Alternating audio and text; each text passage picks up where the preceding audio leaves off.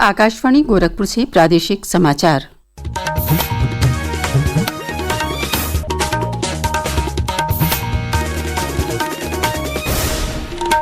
नमस्कार। समाचार बुलेटिन के साथ मैं सुषमा श्रीवास्तव। पहले मुख्य समाचार। सर्वोच्च न्यायालय ने आवारा कुत्तों को पकड़ने और उन्हें डॉग शेल्टर में भेजने के अपने पूर्व के आदेश में किया संशोधन। नसबंदी और टीकाकरण के बाद छोड़े जाएंगे कुत्ते। स्मार्ट नगरपालिका के रूप में विकसित होंगी जिला मुख्यालय वाली नगर पालिकाएं। नगर विकास विभाग की समीक्षा बैठक में मुख्यमंत्री योगी आदित्यनाथ ने दिए निर्देश।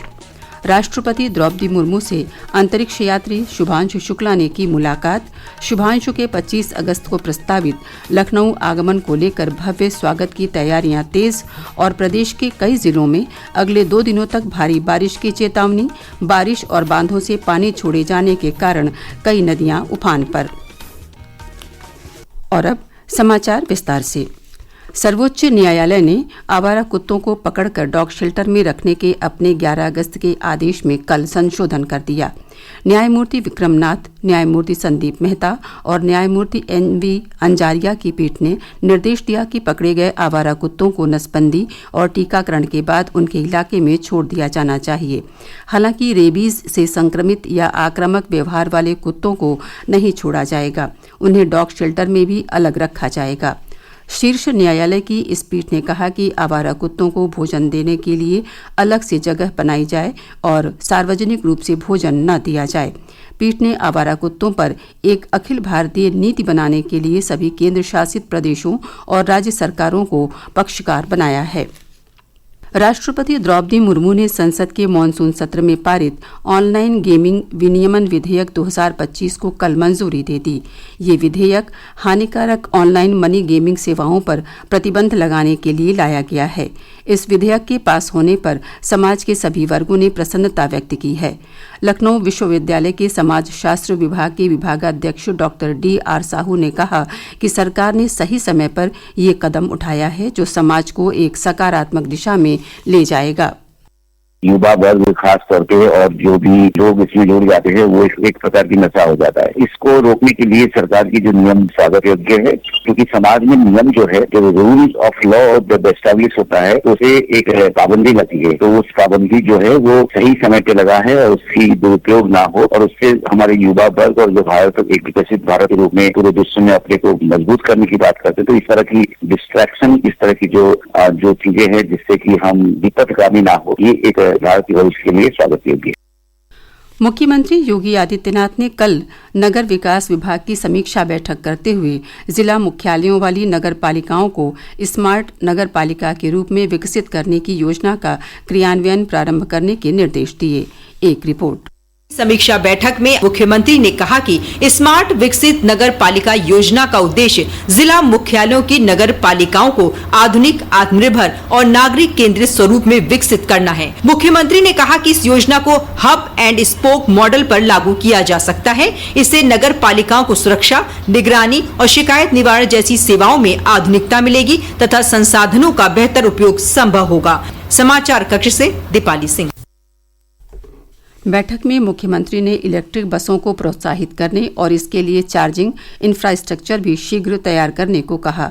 इसके साथ ही मुख्यमंत्री ने लखनऊ में शहीद चंद्रशेखर आजाद अंतर्राष्ट्रीय शूटिंग रेंज और बहुउद्देशीय खेल परिसर की स्थापना के भी निर्देश दिए। मुख्यमंत्री योगी आदित्यनाथ ने कल शाम लखनऊ में परिवहन विभाग और उत्तर प्रदेश राज्य सड़क परिवहन निगम के कार्यों की समीक्षा बैठक की। बैठक में उन्होंने प्रदेश में बसों की खरीद में मेड इन यूपी को प्राथमिकता देने का निर्देश दिया। उन्होंने कहा कि परिवहन विभाग द्वारा आगे से खरीदी जाने वाली बसें यथासंभव उत्तर प्रदेश में ही निर्मित हों। मुख्यमंत्री ने कहा कि ये कदम राज्य के औद्योगिक विकास को गति देगा और स्थानीय स्तर पर रोजगार के अवसर भी बढ़ाएगा। बैठक में अधिकारियों ने मुख्यमंत्री को बताया कि यूपी रोडवेज प्रदेश के 23 बस स्टेशनों को PPP मॉडल पर विश्व स्तरीय टर्मिनल के लिए विकसित कर रहा है। मुख्यमंत्री योगी आदित्यनाथ आज शाम गोरखपुर के मानबेला में 2 कल्याण मंडपम का लोकार्पण करेंगे। कल्याण मंडपम अल्प और मध्यम आय वर्ग के लोगों के लिए उनके मांगलिक तथा सार्वजनिक कार्यक्रमों को कम खर्च में आयोजित करने के उद्देश्य से बनाए गए हैं। गोरखपुर दौरे के दौरान मुख्यमंत्री कल पैडलेगंज स्थित गुरुद्वारा में पर्यटन विकास से जुड़ी 2 करोड़ 34 लाख रुपए की परियोजनाओं का लोकार्पण करेंगे। प्रादेशिक समाचार आप आकाशवाणी गोरखपुर से सुन रहे हैं। ये समाचार बुलेटिन हमारे YouTube channel AIR news Gorakhpur और एक्स हैंडल AIR न्यूज़_GKP पर भी उपलब्ध है। अंतरिक्ष यात्री ग्रुप कैप्टन शुभांशु शुक्ला ने कल राष्ट्रपति भवन में राष्ट्रपति द्रौपदी मुर्मू से भेंट की। ग्रुप कैप्टन शुक्ला ने राष्ट्रपति के साथ अंतरिक्ष में अपने अनुभव साझा किए। शुभांशु शुक्ला का लखनऊ आगमन 25 अगस्त को प्रस्तावित है। उनके भव्य स्वागत के लिए लखनऊ नगर निगम शहर के प्रमुख स्थानों पर स्वागत द्वार बनाएगा। वहीं जनेश्वर मिश्रा पार्क से सुबह 9:30 बजे विशाल विजय यात्रा भी निकाली जाएगी। लखनऊ के जिस स्कूल से शुभांशु शुक्ला ने शिक्षा ग्रहण की है, वहां के प्रबंधन द्वारा गोमती नगर में विशेष कार्यक्रम का आयोजन किया जाएगा। विद्यालय की डीन सुषमा राजकुमार ने बताया कि शुभांशु छात्र छात्राओं के साथ संवाद भी करेंगे।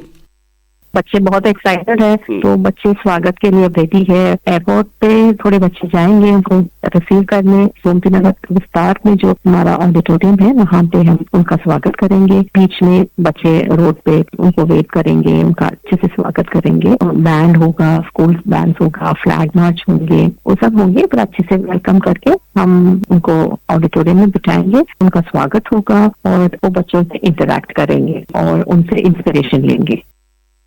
Uttar Pradesh international trade show UPITS 2025 के सफल आयोजन को लेकर प्रदेश सरकार के MSME मंत्री राकेश सचान ने कल गौतम बुद्ध नगर के इंडिया एक्सपो मार्ट में उच्च स्तरीय समीक्षा बैठक की।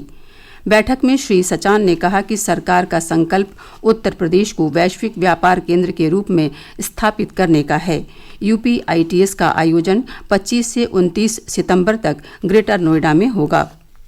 उत्तर प्रदेश कौशल विकास मिशन ने दिव्यांगजन को रोजगार से जोड़ने के लिए नई पहल करते हुए 5 अगस्त से 13 अगस्त तक प्रदेश के सभी जिलों में एक विशेष अभियान चलाया था। इस अभियान के अंतर्गत दिव्यांगजन के लिए रोजगार मेलों का आयोजन कर उन्हें सेवायोजित कराया गया। इस विशेष अभियान और इसके परिणाम के बारे में उत्तर प्रदेश कौशल विकास मिशन के निदेशक पुलकित खरे ने आकाशवाणी को बताया। सबसे पहले दिव्यांगजन विभाग से सूची प्राप्त करी गई, सेवा योजन विभाग से कंपनियों की सूची प्राप्त करी गई, इंडस्ट्री विभाग से ये देखा गया कि कितनी इंडस्ट्रीज इसमें प्रतिभाग कर सकती हैं, तो दिव्यांगजनों को उनकी अर्हता के अनुसार, उनकी योग्यता के अनुसार नौकरियां दे सकें। इसके बाद हर जनपद में छोटे और बड़े स्तर पर रोजगार मेले करे गए जो खासकर दिव्यांगजनों के लिए थे। अभियान के दौरान कुल 720 दिव्यांगजन भाई बहनों को सिर्फ इस छोटी अवधि के अंतर्गत नौकरियां मिली। इसमें हर तरह की नौकरियां थी। कुछ नौकरियां कंपनियों द्वारा दी गई, कुछ नौकरियां लोगों ने स्वयं बैंक की सहायता से लोन प्राप्त करते हुए और योजनाओं से जुड़कर प्रारंभ करी। प्रदेश के कई जिलों में हल्की से तेज बारिश के बीच मौसम का उतार चढ़ाव बना हुआ है। मौसम विभाग ने अगले 2 दिनों तक कहीं कहीं भारी बारिश की चेतावनी जारी की है। इस बीच बारिश और बांधों से पानी छोड़े जाने के कारण राज्य की कई नदियां उफान पर हैं। बदायूं, अमरोहा और फर्रुखाबाद में गंगा, शाहजहांपुर में रामगंगा, बाराबंकी, अयोध्या तथा बलिया में घाघरा नदी और मथुरा में यमुना नदी खतरे के निशान के पास या उससे ऊपर बह रही है। और अब अंत में मुख्य समाचार एक बार फिर। सर्वोच्च न्यायालय ने आवारा कुत्तों को पकड़ने और उन्हें डॉग शेल्टर में भेजने के अपने पूर्व के आदेश में किया संशोधन। नसबंदी और टीकाकरण के बाद छोड़े जाएंगे कुत्ते। स्मार्ट नगर पालिका के रूप में विकसित होंगी जिला मुख्यालय वाली नगर पालिकाएं। नगर विकास विभाग की समीक्षा बैठक में मुख्यमंत्री योगी आदित्यनाथ ने दिए निर्देश। राष्ट्रपति द्रौपदी मुर्मू से अंतरिक्ष यात्री शुभांशु शुक्ला ने की मुलाकात। शुभांशु के 25 अगस्त को प्रस्तावित लखनऊ आगमन को लेकर भव्य स्वागत की तैयारियां तेज। और प्रदेश के कई जिलों में अगले 2 दिनों तक भारी बारिश की चेतावनी। बारिश और बांधों से पानी छोड़े जाने के कारण कई नदियां उफान पर। इसी के साथ प्रादेशिक समाचारों का ये बुलेटिन समाप्त हुआ। नमस्कार।